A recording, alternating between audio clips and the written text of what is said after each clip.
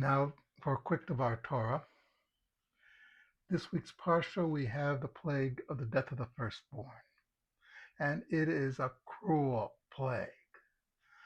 Every firstborn in Egypt was killed. And you might be wondering, why would such a God cause the death of so many children? The answer, of course, is it's a lesson for us. The Egyptians mistreated their slaves. The Torah is very clear about the fact that even if someone is a slave, he is still a human. If we look, in a couple weeks, we'll be dealing with Parshat Mishpatim, which deals with how you treat one another in society. And it begins how you treat a maidservant, somebody who's on the lowest rung of society. She is the lowest of the low of society. And the Torah dictates that we treat her with respect. No matter how low a person is in our society, we have to treat each other with respect.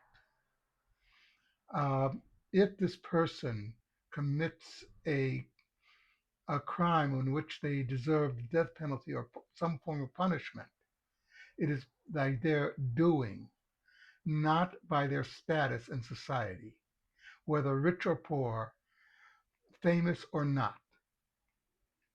That is irrelevant to the Torah. That's irrelevant to the way the Torah looks at the world.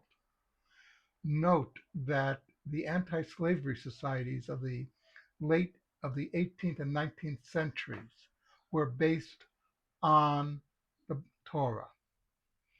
People forget this. People forget that, for instance, John Quincy Adams, who was dedicated against slavery, was a deeply religious man, that the entire basis of the anti-slavery movement was the Bible. And it is something important to remember. The Torah hates slavery. It could not abolish slavery, would not have been accepted. So it weaned people off of slavery.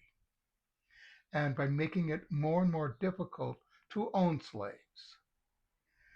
And this is the reason, remember, the Egyptians saw nothing wrong with killing Jewish male babies.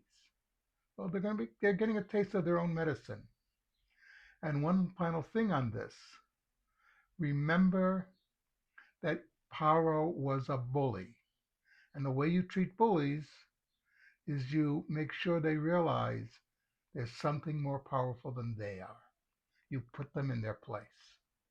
So that's something to think about.